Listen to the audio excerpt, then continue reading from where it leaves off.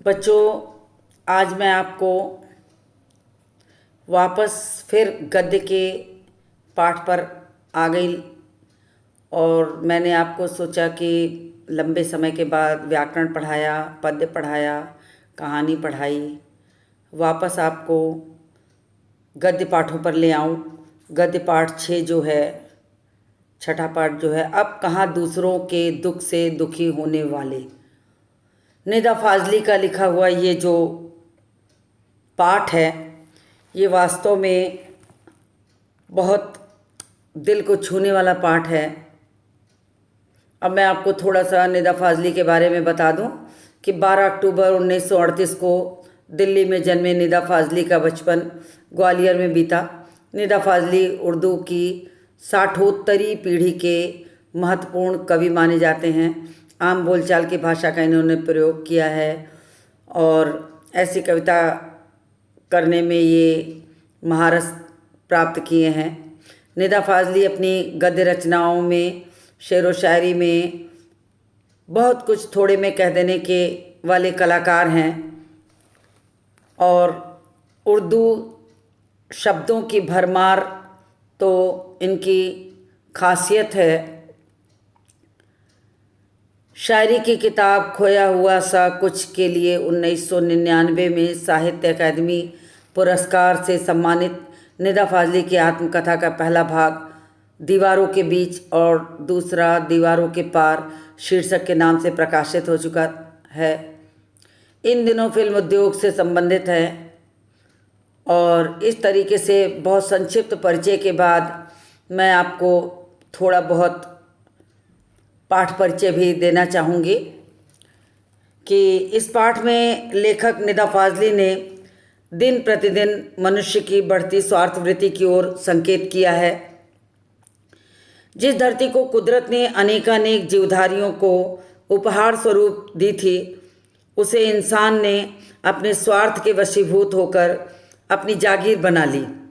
इससे अन्य प्राणियों को दर बदर भटकना पड़ा।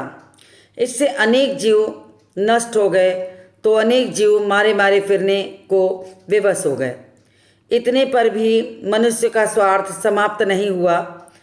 अन्य प्राणियों को धरती से बेदखल करने के बाद अब तो वह मनुष्य को भी बेदखल करने के लिए तैयार हो गया है। अब उसे न किसी के दुख सुख की चिंता है और न किसी को सहारा देने की इच्छा शेष रही। यह पाठ मनुष्य की मंशा का वास्तविक चित्र प्रस्तुत करता है। तो संक्षिप्त रूप में मैं आपको बता दूं कि ये इस पाठ में बढ़ती स्वार्थवृत्ति की ओर संकेत किया गया है। पाठ का नाम ही देखिए कितना सुंदर है कि अब कहाँ दूसरे के दुख से दुखी होने वाले। मतलब निदा फाजली को ये लगने लगा है कि पुराने ज़माने में जो लोगों के अंदर की भावना थी अब वो देखने को नहीं मिलती है। तो उन्होंने जो शीर्षक रखा है वो दिल को छू जाने वाला है। अब संसार में ऐसे लोग नहीं मिलते हैं जो दूसरों के दुख से दुखी हों। हम दूसरों के दुख को सुन लेते हैं और फिर भूल जाते हैं। किसी के दुख से हमें उतना सरोकार नहीं होता है, हम उसे अपने हृदय से नहीं लगाते हैं। पुराने ज़माने में ऐसी बातें नहीं थी। पुराने ज़माने में लोग जो थे वो इस तरह की चीज़ों को बहुत सोचते थे। किसी छोटे से जीव जंतु को, छोटी सी किसी को दुख दर्द, छोटी सी घटना हो जाए, छोटा सा कोई कारण बन जाए, दुख दर्द हो जाए तो पूरे के पूरे गांव में भोजन नहीं बनता था, खाना नहीं बनता था। लोग परेशान हो जाते थे कि किसी के ऊपर कोई छोटा सा भी दुख आ जाए। तो उस समय की बात और अब की बात में निदा फाजली ने महसूस किया होगा, तभी उन्होंने पाठ का जो शीर्षक रखा वो ऐसा रखा कि अब कहाँ दूसरे के दुख से दुखी होने वाले। यानी कहने का मतलब संसार में ऐसे लोगों का मिलना बहुत कठिन है कि जो दूसरों के दुख से दुखी हों। सब व्यक्तिगत होता जा रहा है। मनुष्य जो है आज व्यक्ति से व्यक्तिगत सिर्फ अपने बारे में, अपने अगल बगल के बारे में सोचता है। वैसी ही भावनाओं से प्रेरित है ये पाठ। तो मैं अब पाठ पढ़ाने के पहले थोड़ा सा और समझा दूं कि ईशा से 1025 वर्ष पूर्व एक बादशाह हुए जिन्हें सुलेमान या सोलोमन कहा जाता था। वे मनुष्य और पशुओं पक्षियों के राजा थे और सबकी भाषा जानते थे। तो ऐसा माना जाता है कि एक बार उनकी फौज आ रही थी, तो फौज ने कहीं से चींटियों का झुंड जा रहा था, जिसने सुन ली फौज के आने की, घोड़ों के टापों की आवाज़, तो वो घबरा जाती हैं कि जल्दी जल्दी यहाँ से निकल चलो, फौज आ रही है। तो सुलेमान जब उनकी बात समझता था, जीव जंतुओं की बात समझता था, तो उसने कहा नहीं, ऐसा नहीं है, मैं कुछ नहीं करूँगा, घबराओ नहीं। तो इसी चीज़ से इस पाठ का प्रारंभ हुआ है। तो मैं पहले पैराग्राफ को थोड़ा सा पढ़ दूँ, फिर आपको उसकी व्याख्या करके समझाती हूँ। बाइबल के सोलोमन, जिन्हें कुरान में सुलेमान कहा गया, ईशा से 1025 वर्ष पूर्व एक बादशाह थे। कहा गया है वह केवल मानव जाति के ही राजा नहीं थे, सारे छोटे बड़े पशु पक्षी के भी हाकिम थे। वह इन सब की भाषा भी जानते थे। एक दफ़ा सुलेमान अपने लश्कर के साथ एक रास्ते से गुजर रहे थे। रास्ते में कुछ चींटियों ने घोड़ों की टापों की आवाज़ सुनी तो डर कर एक दूसरे से कहा, आप जल्दी से अपने अपने बिल में चलो, फौज आ रही है। सुलेमान उनकी बात सुनकर थोड़ी दूर पर रुक गए और चींटियों से बोले, घबराओ नहीं, सुलेमान को खुदा ने सबका रखवाला बनाया है। मैं किसी के लिए मुसीबत नहीं हूँ, सबके लिए मोहब्बत हूँ। चींटियों ने उनके लिए ईश्वर से दुआ की और सुलेमान अपनी मंजिल की ओर बढ़ गया। तो यहाँ बाइबल के सुलेमान, जिन्हें कुरान में सुलेमान कहा गया है, ये माना जाता है कि ये ईशा से 1025 वर्ष पूर्व के समय की बात है। और इनको ये भी माना जाता है कि सिर्फ मानव जाति के राजा नहीं थे, छोटे बड़े सभी पशु पक्षी के भी राजा कहिए, हाकिम कहिए, हाकिम थे, उनकी देखरेख करने वाले थे। वह सबकी भाषा जानते थे। एक बार अपनी फ़ौज को लेकर, अपनी पूरे समूह लश्कर को लेकर वो जा रहे थे, तो रास्ते में कुछ चींटियों ने घोड़ों की टापों की आवाज़ सुनी तो डर कर एक दूसरे से कहने लगती है, जल्दी जल्दी अपनी बिलों में चलो, फौज आ रही है, हम कुचल जाएंगे, मर जाएंगे। सुलेमान जब इनकी बातों को सुनते हैं तो उन्हें बड़ी दुख होता है। वो सोचते हैं ये चींटियाँ घबरा गई हैं। तो अंत में वो बोल पड़ते हैं कि घबराओ नहीं, सुलेमान को खुदा ने सबका रखवाला बनाया है। कितनी बड़ी बात है कि सुलेमान स्वयं कहते हैं कि नहीं, मेरा जन्म सिर्फ इसीलिए हुआ है कि मैं सबका रखवाला हूँ, मैं किसी के लिए मुसीबत नहीं हूँ, मेरा जीवन ही मोहब्बत के लिए हुआ है। तो चींटियों ने भी ईश्वर से उनके लिए दुआ मांगी। तो इस तरीके से सुलेमान जैसा जो जीव है वो भी जीव जंतुओं की भाषा को जानता है, तो बड़ा दुखी होता है और समझाने की कोशिश करता है। फिर देखिए एक दूसरा उदाहरण यहाँ पर निदा फाजली ने दिया है। पहला उदाहरण तो उन्होंने चींटियों का दिया, दूसरा दिया कि पहले में तो चींटियाँ सुनती हैं तो भगदड़ मच जाती है कि हट जाना चाहिए। तो उसने समझा दिया कि नहीं, मैं खुदा का भेजा हुआ बंदा हूँ, मैं सबकी रक्षा के लिए मेरा जन्म हुआ है, मैं किसी भी तरीके से किसी को दुखी करने नहीं आया हूँ। तो इस तरीके से फिर एक दूसरी घटना का जिक्र हो गया। उस घटना को भी मैं पढ़ के आपको पहले सुना दूँ। ऐसी एक घटना का जिक्र सिंधी भाषा के महाकवि शेख अयाज ने अपनी आत्मकथा में किया है। उन्होंने लिखा है, एक दिन उनके पिता कुएं से नहाकर लौटे, माँ ने भोजन परोसा। उन्होंने जैसे ही रोटी का कौर तोड़ा, उनकी नज़र अपनी बाजू पर पड़ी। वहाँ एक काला चिमटा रेंग रहा था। वह भोजन छोड़कर उठ खड़े हुए।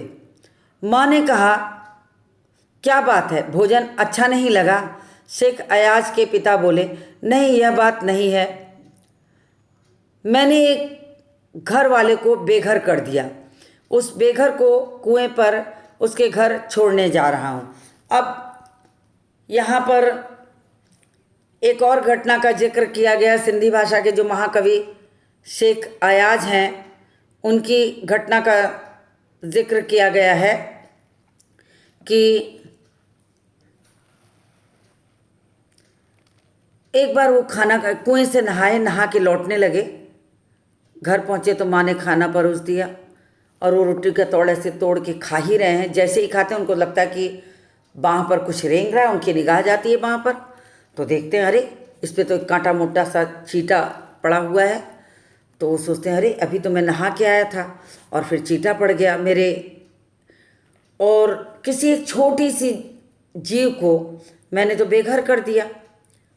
तो बड़े चिंतित होते हैं। उन्हें लगता नहीं, वो भोजन छोड़ देते हैं बीच से और भोजन छोड़ के उठ जाते हैं कि पहले इस बेघर को ले जाके मैं उसके घर पे छोड़ के आता हूँ। आज के दौर में कहाँ ऐसे लोग रह गए हैं कि एक छोटे से जीव, चींटी और चींटे के बारे में सोचे। बड़े बड़े मानव के बारे में तो कोई सोच ही नहीं रहा है। जीव जंतुओं के बारे में तो बात ही छोड़ दीजिए।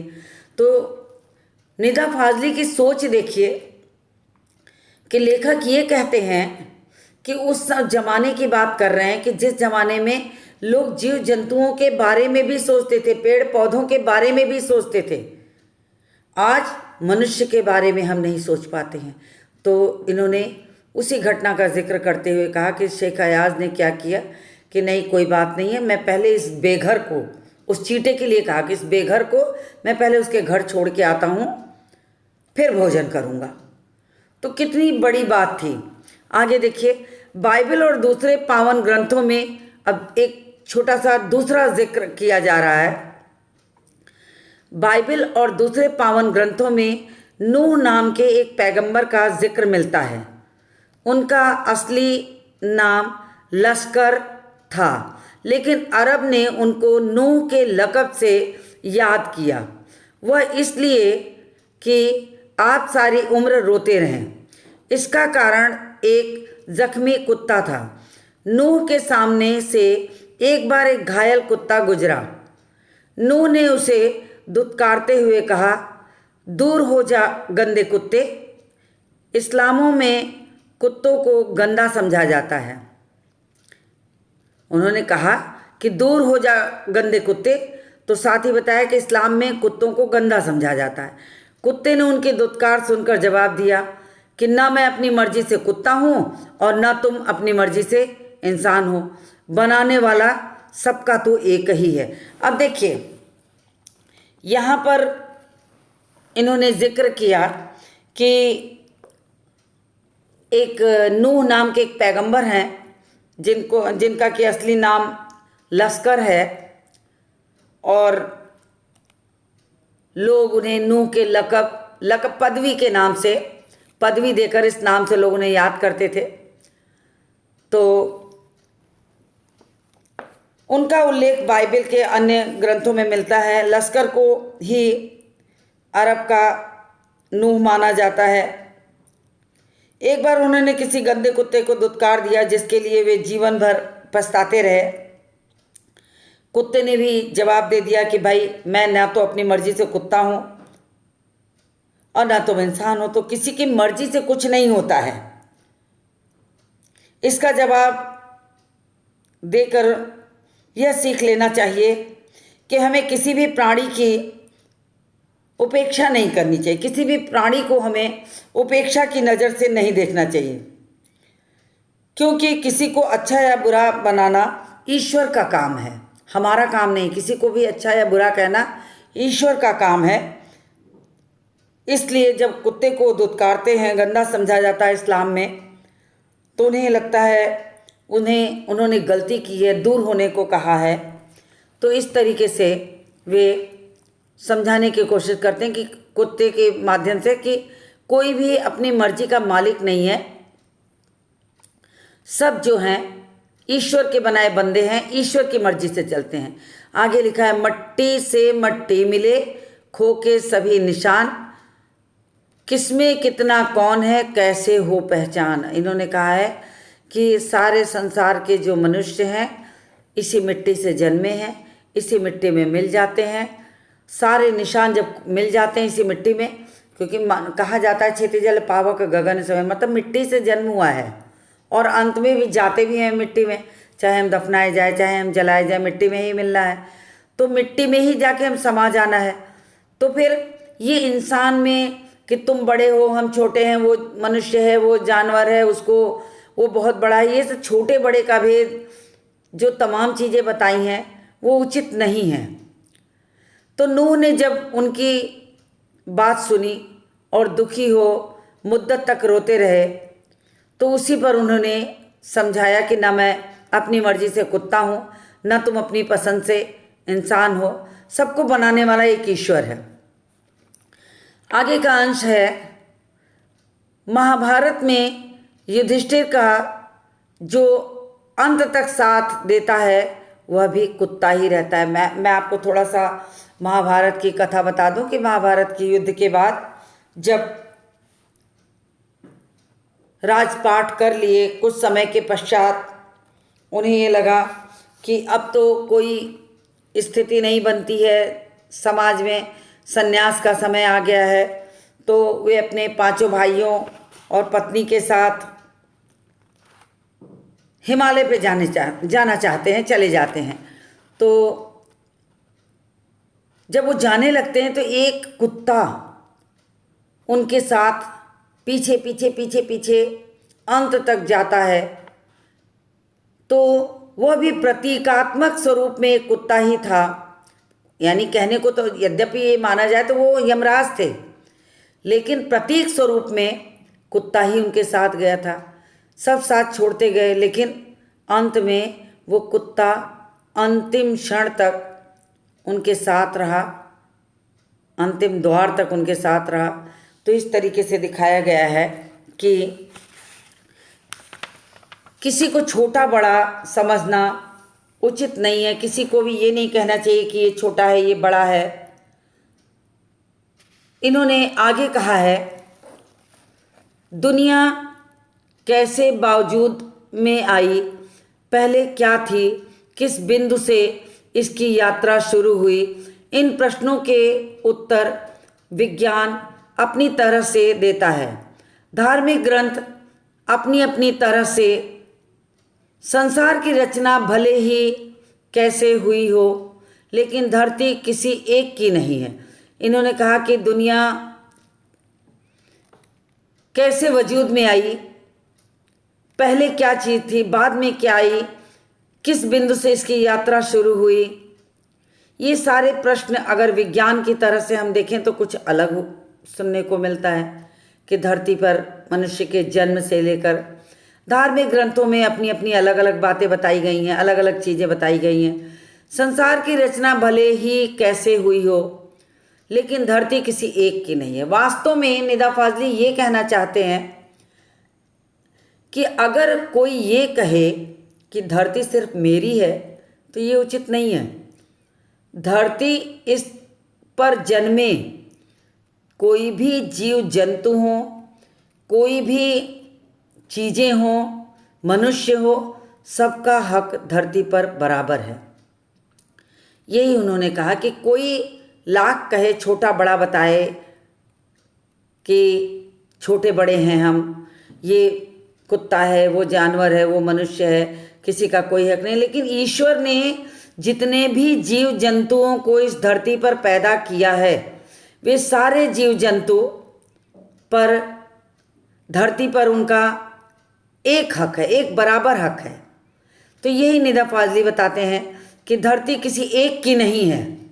पंछी, मानव, मनुष्य, नदी, पर्वत, समंदर आदि की इसमें बराबर की हिस्सेदारी है, बराबर की हिस्सेदारी है, ये उन्होंने समझाया है। यह और बात है कि इस हिस्सेदारी में मानव जाति ने अपनी बुद्धि से बड़ी बड़ी दीवारें खड़ी कर दी हैं। अब उन्होंने कहा कि संसार में जितने भी जीव जंतु होते हैं, वो पंछी हो, मनुष्य हो, नदी हो, पर्वत हो, समंदर है, सबकी हिस्सेदारी बराबर है। कोई ये कहे कि किसी एक की धरती है, ऐसा संभव नहीं है। किसी एक की धरती हो ही नहीं सकती। धरती पे जन्मे चाहे वो जीव जंतु हो, वृक्ष हो, प्रकृति की कोई चीज़ हो, सबकी बराबर की हिस्सेदारी है। यह और बात है कि इस जिम्मेदारी में मानव जाति ने अपनी बुद्धि से बड़ी बड़ी दीवारें खड़ी कर दी हैं। लेकिन मानव का स्वभाव होता है कि मनुष्य क्या करता है, सारी चीज़ों को ज़्यादा से ज़्यादा फ़ायदा लेने के लिए, ज़्यादा से ज़्यादा अपना हक जताने के लिए हर एक चीज़ों पर अपना हक जताता है। और धीरे धीरे देखिए धरती की क्या दशा होती जा रही है। वृक्ष कटते जा रहे हैं, नदियाँ सूखती जा रही हैं, कहीं शुद्ध हवा नहीं है। आज हम किस स्थिति को झेल रहे हैं, कितना हम परेशान हैं, शुद्ध वायु नहीं मिल रही है। तो जब हम ये सोचेंगे कि धरती सिर्फ हमारी है और हम निरंतर उसका शोषण करते जाएंगे, तो अंततः किसी न किसी दिन ऐसा ज़रूर होगा कि धरती वो सारी चीज़ें हमसे वापस ले लेगी। तो इस तरीके से मानव जाति ने अपनी बुद्धि से यहाँ पर बहुत बड़ी बड़ी दीवारें खड़ी कर दी, धरती का शोषण कर लिया, धरती को धरती रहने नहीं दिया, वृक्ष तबाह हो गए, बड़ी बड़ी इमारतें खड़ी हो गईं, सारा कुछ समाप्त हो गया। तो इस तरीके से हम ये कह सकते हैं कि धरती का शोषण मनुष्य ने किया। पहले पूरा संसार एक परिवार के समान था, अब टुकड़ों में बंटकर एक दूसरे से दूर हो चुका है। आज की स्थिति का वर्णन निदा फाजली ने किया है कि आज की स्थिति ऐसी है कि एक छोटा सा परिवार किसी एक जगह में रहना उसका मुश्किल हुआ है। या हम दुनिया की बात छोड़ भी दें, हम बात करें एक छोटे परिवार की। एक पिता की अगर 5 संतानें हैं तो बड़े हो जाने के बाद एक छोटे से घर में 5 संतानें एक पिता की नहीं रह पाती, उनमें भी बंटवारा हो जाता है।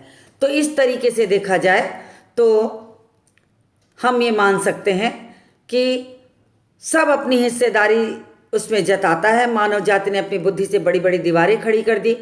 पहले पूरा संसार एक परिवार के समान था, अब धीरे धीरे धीरे धीरे करते करते एक टुकड़े टुकड़े में बढ़ता जा रहा। पहले बड़े बड़े दालानों और आंगनों में सब मिलजुल के रहते थे, अब हमारा घर कैसे बनने लगा, बहुमंजिल इमारत के रूप में।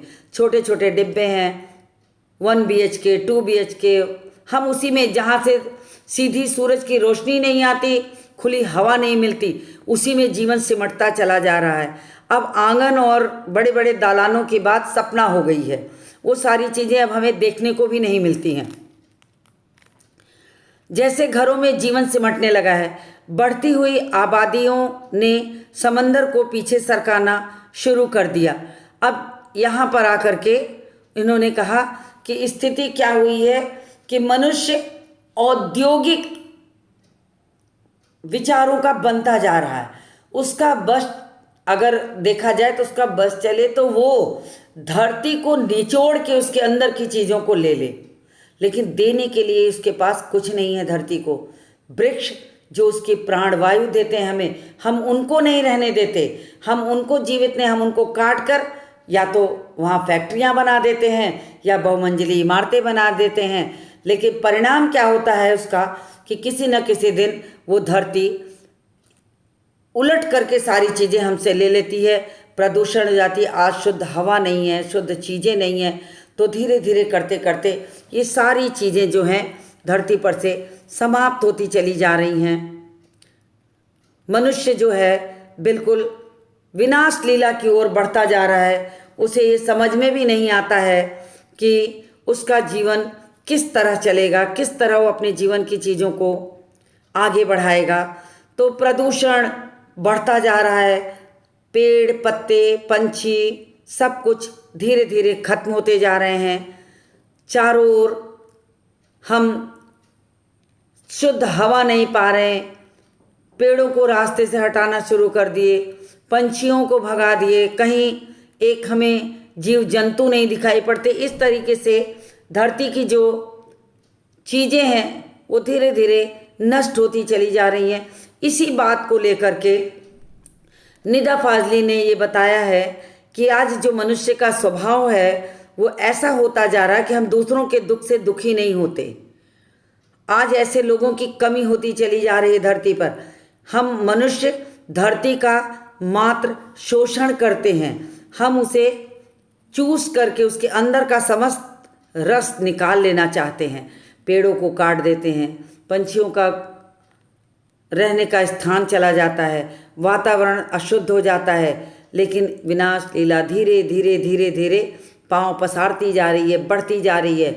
मनुष्य को कहीं भी रहने के लिए कोई जगह नहीं बच रही है, लेकिन वो हवा खरीदता जा रहा। हवा के यानी बहुमंजिली इमारतें, धरती के बदले हम हवा खरीद के ऊपर की ओर बढ़ते चले जा रहे हैं, और उसका परिणाम ये हो रहा है कि बदले में भूकंप, विभिन्न प्रकार की बीमारियां, जलजले, बरसातें, न समय से मौसम आ रहा है, न समय से फल आ रहे हैं, न समय से धरती की रौनक आ रही है। तो उसका अंततः परिणाम क्या होता है? जैसा हमने धरती के साथ किया है ठीक वैसा ही धरती हमारे साथ भी कर रही है। तो इस तरीके से निदा फाजली ने प्रकृति की चीज़ों को हमें समझाया है, और हम ये मानते हैं कि बारूदों की जो विनाश लीला है वो अब बढ़ती जा रही। बारूदों की विनाश लीलाओं ने वातावरण को सताना शुरू कर दिया। अब गर्मी में ज़्यादा गर्मी, बेवक्त बरसातें, जलजले, सैलाब, तूफान और नित्य नए रोग मानव और प्रकृति के इसी संतुलन का परिणाम है। आज हम जिस स्थिति से गुजर रहे हैं, न तो समय पे ठंड आती है, न समय पे गर्मी आती है। ठंड पड़ती है तो अपने चरम पर, गर्मी पड़ती है तो अपने चरम पर। समय पे बरसातें नहीं हैं, अनाज नहीं हो रहे, फसल नहीं हो रहे हैं। बरसातें होती हैं तो कहीं बाढ़ आ जाता है, तो कहीं सूखा पड़ जाता है।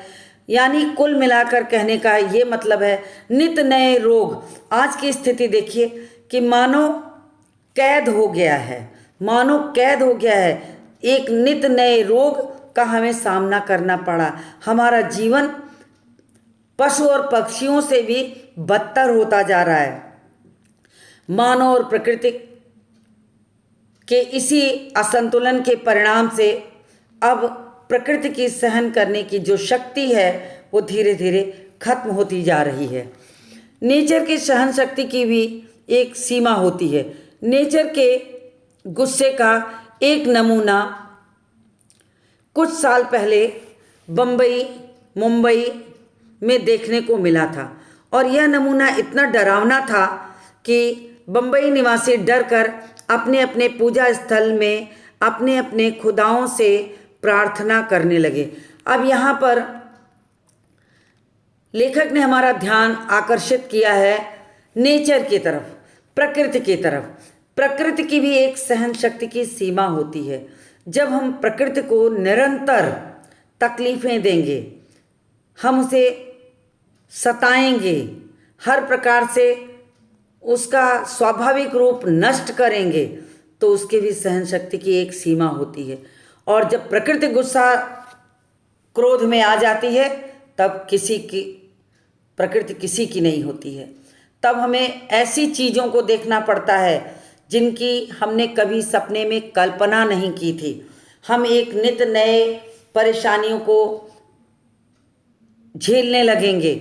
आज की स्थिति को देखिए, नए रोग, गर्मी के समय गर्मी नहीं, वक्त बेवक्त बरसातें होती हैं, तूफान आता है, तमाम भूचाल आते हैं, बड़ी बड़ी बनाई हुई इमारतें पल भर में ज़मींदोज़ हो जाती हैं, नष्ट हो जाती हैं। तो नेचर की भी सहने की एक शक्ति है। नेचर के गुस्से का एक नमूना उन्होंने उदाहरण के लिए बताया है कि कुछ साल पहले जब मुंबई में ऐसी स्थिति आई थी, तो वो नमूना इतना डरावना था कि मुंबई में रहने वाले लोग अपने अपने भगवान को याद करना शुरू कर दिए कि किसी तरह से मुझे बचाओ, मेरे पास अब कोई रास्ता नहीं है, मेरे पास अब कोई उपाय नहीं है, मुझे किसी भी तरीके से जीवन बचाना है। तो अंततः हमारे पास और कोई रास्ता नहीं बचता है।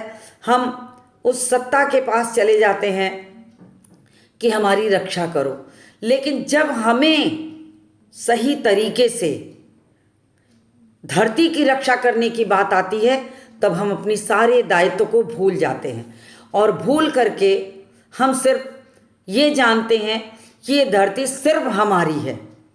जब सिर्फ हमारी है जिस दिन सोचते हैं तब हम धरती का शोषण करने लगते हैं और उस शोषण का ही परिणाम होता है कि अंततः हमें कुल मिलाकर के कोई और उपाय नहीं बचता, तो धरती वही चीज़ें हमसे फिर वापस लेने लगती हैं और हमारे पास सिर्फ ईश्वर की शरण में जाने के अलावा कोई और रास्ता नहीं बचता है। तो लेखक ने यहाँ पर प्रकृति के माध्यम से ये बताया है कि अब संसार में दूसरों के दुख से दुखी होने वाले लोग नहीं हैं। प्रकृति को मनुष्य इस तरह सता रहा है कि उसके बदले में उसे कितने परिणाम भोगने पड़ते हैं, जो उसका स्वाभाविक रूप है वो खत्म हो जा रहा है। तो इस तरीके से अभी मैंने आपको पाठ का कुछ अंश व्याख्या के रूप में समझाया है। आप पाठ को पढ़िएगा। मैं अपने अगले वीडियो में इसके आगे के अंश को फिर आपको समझाऊंगी, फिर उसके बाद आपको प्रश्नों के उत्तर समझाऊंगी। दूसरे वीडियो में मैं ऊपर के हिस्से की समरी बताते हुए, सारांश बताते हुए मैं आगे के अंश को पुनः आपको समझाऊंगी। तो आज का पाठ यहीं समाप्त करते हैं। आगे के अनुच्छेद को लेकर मैं आपसे अगले वीडियो में पुनः मिलूंगी।